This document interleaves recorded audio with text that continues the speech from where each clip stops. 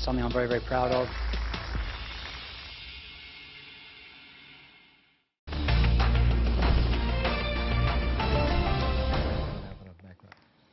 Welcome back. Alibaba marking its 20th anniversary later today, but it is also the end of an era. The founder, Jack Ma, handing over the reins in a well-flagged succession to incoming chairman Daniel Zhang. Arjun Karpal joins us now to look at the house that Jack built and where e-commerce, the e-commerce powerhouse, could be headed next. Good morning.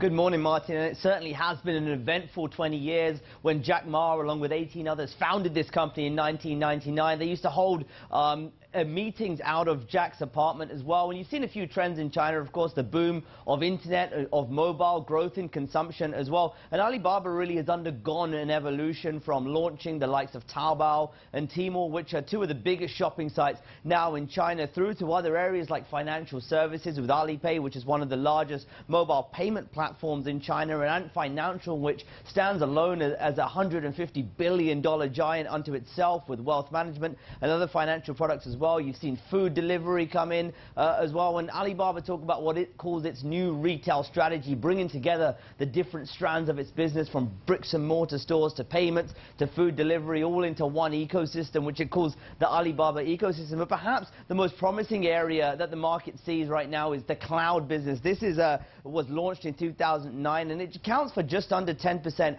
of revenue right now. But actually, a lot of analysts are comparing it to the development of AWS, Amazon Web Services, which is Amazon's cloud business over in the US. And while AWS accounts for just 13% of revenues for Amazon, it actually accounts for over 60% of operating profit. Now, while Alibaba's cloud business is still loss-making, those losses are narrowing, the margins are improving, and long term, that's where analysts see that going as a big profit driver for the business. I had a chance to catch up with Daniel Zhang. He's the CEO of Alibaba back in November, and asked him a little bit about how he sees the cloud business developing. Let's listen in to what he had to say.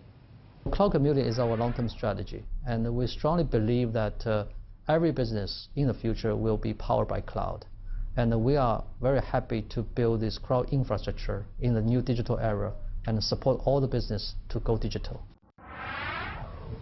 So look, there's a lot of challenges, I'd say, for this company going forward. They've got to balance the investments they're making into new areas with, of course, maintaining profitability. There's also increased competition, particularly in cloud, when you look at the likes of Tencent and Baidu, who are talking about this area a lot now. And of course, there are worries about the overall slowdown of the China economy, and if that does materialize significantly, what kind of impact that will have on Alibaba. But going forward, you see they're going to put a huge emphasis on the cloud computing business, and you heard there from Daniel Zhang that it's going to be a very key component of Alibaba going into the future. Guys, back to you. Thanks very much for that, Arjun. Let's get some more on this story. David Dai is senior analyst at Bernstein. He joins us up in Hong Kong. David, it's great to have you in the show. Thank you very much for taking out the time. Give us your sense on how do you see the story unfolding from here. There have been talks about the delay in the listing, and of course this is just source-based information, that Alibaba has delayed its listing on Hong Kong. But do you feel that the story, given the growth momentum that we've seen in the past, is here to stay? Can it continue, given how big Alibaba has become now?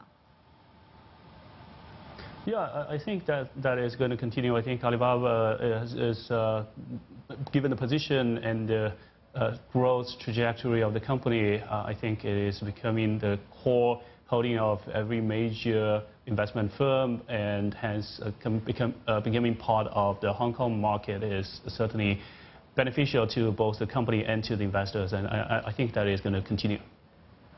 Right, because you're saying that Alibaba should continue to grow around 30%, and I was just trying to understand where will that momentum come in from.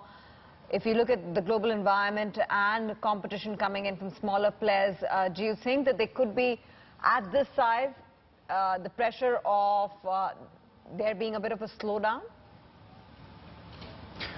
No, I'm not concerned about a slowdown at all, because as far as I can see, Alibaba has a very clear strategy and has a very strong growth driver, which is e-commerce. And China's e-commerce penetration is still only around 21%, and there is still a very long way to grow for China e-commerce. And about Alibaba's position, despite the challenges like JD and Pinduoduo, it's pretty clear that Alibaba is still the dominant player there. and it will still continue to benefit from the growth of both e-commerce penetration and an increasing take rate, which is how much Alibaba gets in revenue from these transactions. And both combined will drive, I'm very confident, will drive 30% growth year on year for Alibaba's revenue, at least in the next 3 years and beyond.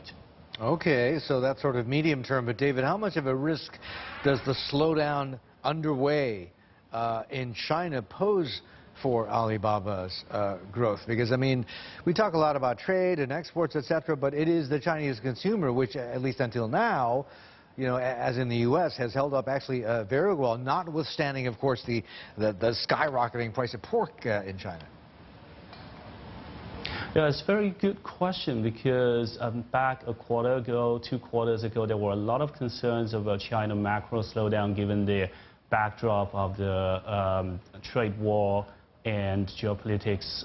But what we saw was the China consumption hasn't slowed down significantly at all. And when you look at the e-commerce consumption, it has actually accelerated.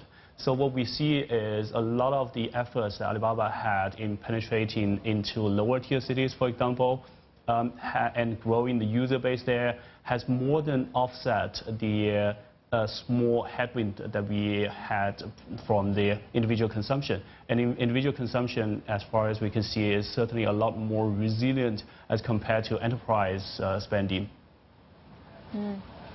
But which of the verticals under Alibaba are you most bullish on, you know, in terms of their strategy going forward, especially with focus on retail? Yeah, I think Alibaba has got a very complex ecosystem, and it has got so many segments, so many business lines. But I think the strategy is very clear that the core business is and has always been and will always be e-commerce. And everything else that you see, food delivery, you know, logistics, even the financials and so on, everything else to Alibaba is a supporting function. So all these are driving the growth of e-commerce. And hence the growth driver from both top line and bottom line perspective will continue to be coming from the e-commerce segment. Okay, so David, you know, we've talked about happy birthday, happy 20th, Baba. Jack goes on to, I don't know what he's going to do in retirement, etc. But let's address the elephant in the room for investors especially, which we haven't talked about or touched on yet. And that is the prospects for Baba literally coming home, that listing in Hong Kong. What do you think, what is your take on this? What do you think the prospects are, given what's been going on in Hong Kong for more than 3 months now? And I say this because just as Carrie Lam, the embattled chief executive, is starting her press conference, a weekly press conference, she's speaking in Cantonese right now, but we'll dip in when she starts getting into English. What do you think the prospects are for Baba coming home in terms of timing? Is it basically just off the table now until there's more clarity how Hong Kong is going to, the situation in Hong Kong is going to develop? Yes, obviously the company hasn't really made any announcement here, but as far as we know, the listing in Hong Kong has been delayed, and potentially part of the reason was the unrest in Hong Kong. As a resident in Hong Kong, I certainly hope that the unrest in Hong Kong can stop as soon as possible. But at the same time, what we see is the disruption to the day-to-day lives of people. The financial market hasn't really been impacted directly. Obviously, there were companies and the industries that were directly impacted. But for the market, especially companies that are not directly exposed to Hong Kong market, financial market is still very stable. And hence, I think for Alibaba to come back to Hong Kong, it is still should still be in the planning, and we actually should be able to hear something sooner rather than later. Okay, listen, David, great value talking to you. Thank you for your time, and just looking at live pictures of Carrie Lam, the embattled Hong Kong chief executive, doing her weekly press conference. We'll dip in when she starts speaking in English. Win Street comes back after this.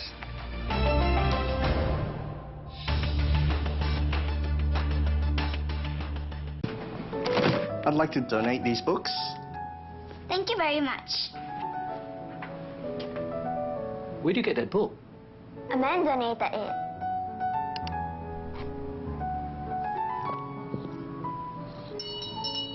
Yes?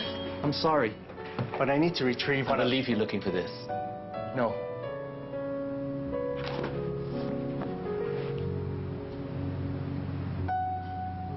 Thank you so much. Return the book.